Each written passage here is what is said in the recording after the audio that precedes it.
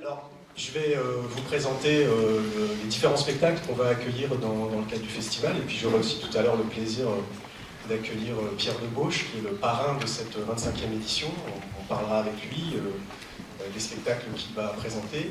Mais avant de m'engager dans cette présentation, je vais passer la parole à un certain nombre de personnes, les représentants des collectivités publiques qui soutiennent le théâtre Dijon-Bourgogne. Je le dis comme ça parce que l'année dernière j'avais parlé de tutelle et j'avais été repris. Nous ne sommes pas sous tutelle, nous sommes soutenus par les collectivités publiques. Voilà.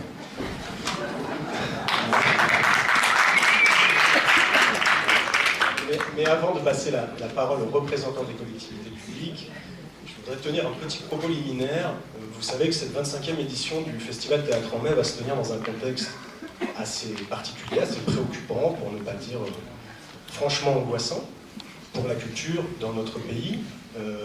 Il y a des graves, pas menaces, puisqu'elles ont été actées, enfin en tout cas il y a eu une attaque, on peut dire ça comme ça, sur l'intermittence, enfin sur les annexes 8 et 10 qui régissent le statut spécifique des travailleurs intermittents du spectacle. Donc je pensais qu'il était important de commencer cette présentation de saison en donnant la parole aux intermittents. Avant de le faire, je vais moi aussi endosser un instant ma casquette syndicale, parce que j'appartiens aussi à un syndicat, le SYNDEAC, le syndicat des directeurs de théâtre, qui réclame un peu vainement depuis un bon moment, mais c'est vrai qu'on a espéré en 2012 que les choses changeraient, qui réclame des crédits, des moyens supplémentaires, un soutien affirmé pour la culture, et qu'on l'attend toujours. Voilà, alors, effectivement, on n'est pas les seuls dans ce cas-là en ce moment dans ce pays, mais c'est vrai que c'est une situation qui devient extrêmement préoccupante. Je voudrais juste dire une chose à ce propos très rapidement. Comme beaucoup de gens peut-être qui écoutent la radio, j'entendais ce matin un économiste dont on parle beaucoup en ce moment qui s'appelle Thomas Piketty et qui a eu cette réflexion que je trouve quand même assez intéressante. Même si on nous parle de crise, même si on nous parle de dette, n'oublions pas que nous vivons dans les sociétés les plus riches du monde.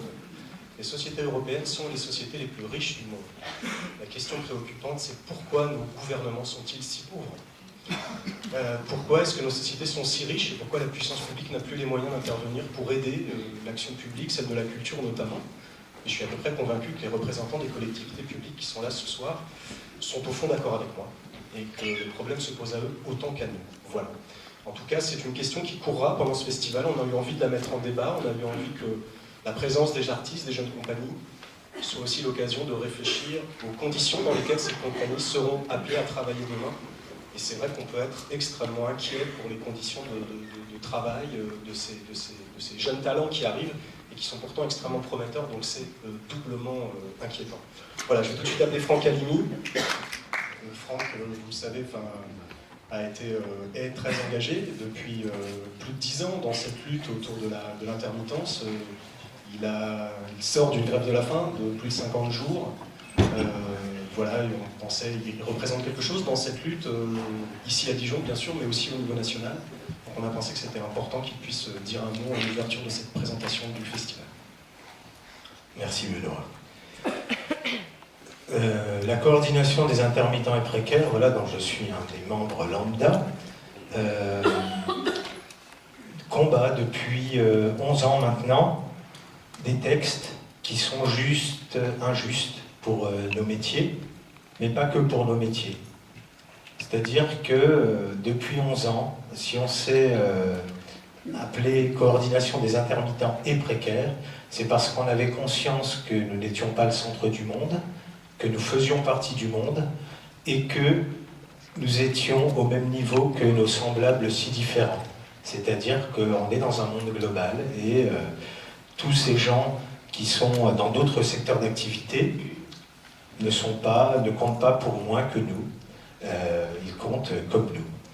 Et on a beaucoup réfléchi, on a beaucoup décrypté les textes qui nous ont été imposés par des gens qui sont loin de nos métiers, qui ne connaissent pas les réalités de nos métiers, et qui, un beau jour de juin 2003, ont dit, voilà, maintenant on va appliquer pour l'assurance chômage telle formule, qui est une vraie usine à gaz, qui va scinder déjà, faire une scission entre les métiers techniques et les métiers artistiques. Donc c'était une première division, c'était un coin qu'on mettait dans nos réalités. du métier, parce que quand on est sur un spectacle, chacun d'entre vous le sait, qu'on soit technicien ou qu'on soit artiste, on travaille sur le même projet, donc nous sommes là encore à égalité. Et tout d'un coup, il n'y avait plus une égalité de traitement de la part de l'institution assurance chômage, ce qui était une première attaque très forte. Et puis, au fil du temps, on a décrypté ces textes et on s'est rendu compte que ces textes étaient absolument dévastateurs pour la profession parce qu'ils précarisaient davantage les plus fragiles. C'est-à-dire que le texte qui nous a été imposé, contre lequel on s'est battu, et beaucoup ont un souvenir très douloureux, et en particulier dans nos professions de 2003, avec l'annulation d'Avignon et tout ce qui s'en est suivi. Le problème, c'est que depuis ce temps-là, nous, on s'est organisés, on a croisé nos intelligences, parce que depuis la nuit des temps, il paraît que c'est des artistes aussi qui font avancer un peu le monde par leurs idées, et donc on a essayé de faire ça. Et on a lutté de plus en plus intelligemment, j'ose le dire, pour avoir des propositions, et aujourd'hui, mais déjà depuis longtemps, mais aujourd'hui en particulier, on a des propositions très claires qui, pour l'assurance chômage, seraient plus économes, plus justes, plus vertueuses. Alors, malheureusement, on se retrouve en face de gens qui sont en face, qui, eux, ne connaissent pas les réalités du métier, et qui pourtant, entre partenaires sociaux, se réunissent et disent, sans qu'il y ait de négociations, le MEDEF, c'est dans ses bureaux en plus, c'est dans les bureaux du MEDEF que ces soi-disant négociations ont lieu, ce qui prouve la neutralité des propos, et ils disent, voilà, on va imposer ce texte-là, et ils demandent aux partenaires sociaux de juste mettre leur signature en bas de la page, et c'est comme ça que ça se passe. Et nous, on dit non. On dit non, on s'oppose fortement, on a plusieurs moyens de lutter contre ça. Ces moyens, jusqu'à présent, on a essayé d'être dans la discussion, dans le raisonnement. On n'est pas écouté. Donc, puisqu'on n'est pas écouté par la raison, nous allons nous faire écouter autrement. Et donc, la semaine dernière, on a pondu des vrais faux communiqués issus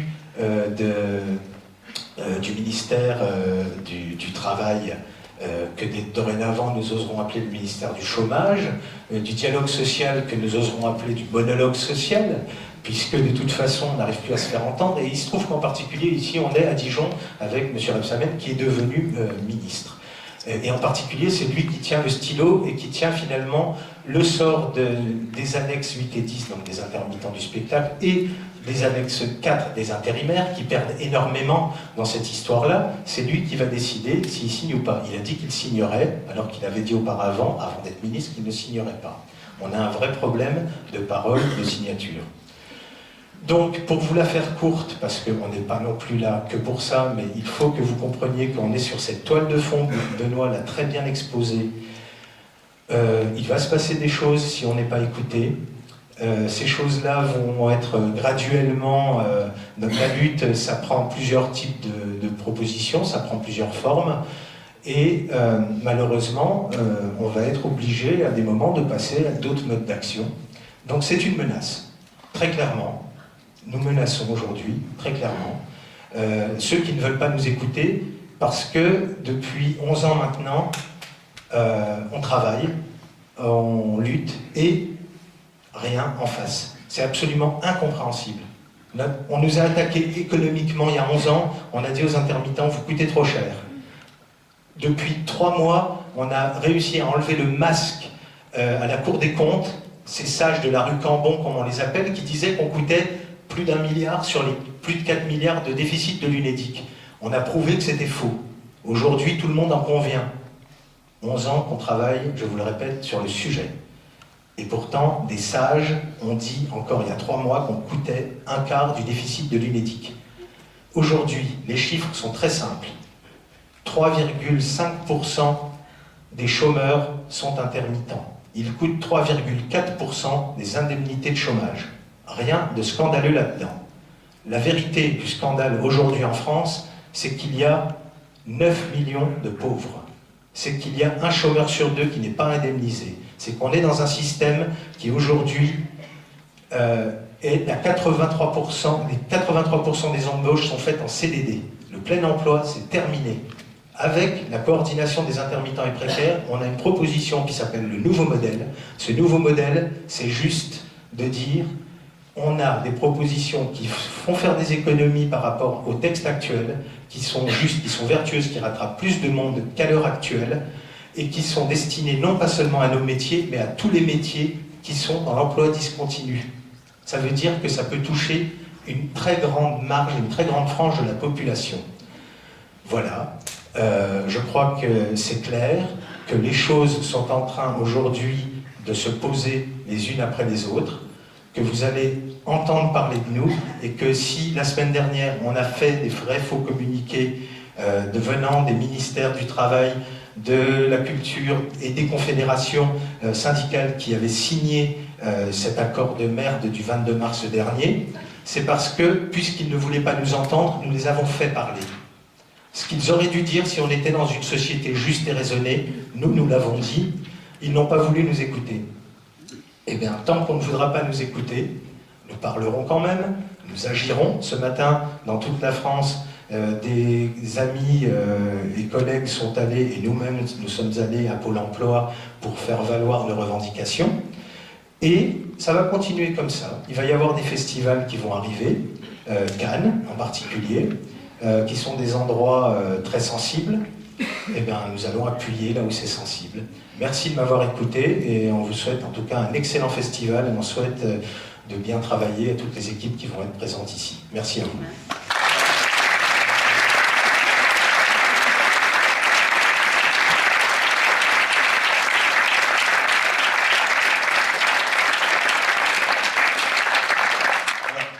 Le Festival Théâtre en Mai est traditionnellement un lieu de présentation de spectacles, évidemment, mais c'est aussi un lieu de débat, de rencontre, de discussion. Il y avait des conversations prévues, ce que nous on appelle des conversations. Il y en a une dont on a décidé de faire évoluer l'intitulé. On voulait dialoguer avec Pierre Debauche et Solange Osman autour des questions de formation et de transmission. C'est des questions très importantes, mais devant l'urgence du moment. Et en dialogue avec Franck et la coordination, on a pensé qu'il était aussi très important de prendre le temps d'expliquer qu'est-ce que c'est que l'intermittence, qu'est-ce que c'est que cette contre-proposition qui a été élaborée à la demande du Syndéac par deux économistes. Donc l'un des deux sera là, Mathieu Grégoire, qui viendra exposer ce fameux contre-modèle dont on désespère qu'il soit enfin entendu par les partenaires sociaux, pris en compte par les partenaires sociaux lors de la négociation de l'UNEDIC. Mathieu Grégoire sera là, et également Samuel Churin, qui est un des représentants de la coordination nationale, et puis évidemment Franck et tous ceux qui viendront venir à cette rencontre. Ce sera le 29 mai à 11h au dortoir des Bénédictins au musée archéologique, et évidemment Pierre Debauche et Solange Osman seront également présents, et ce sera intéressant d'avoir leur point de vue de mettre sur ces questions d'aujourd'hui. Voilà, merci Franck. Donc, le 29, pour ce débat, il y aura aussi la Fédération du spectacle CGT qui sera présente et qui est effectivement le seul syndicat représentatif non signataire de l'accord de merde. Mais je ne disais pas ça pour ça. C'était juste pour signaler un truc très important, c'est que seule la lutte paye, mais qu'il faut également payer la lutte.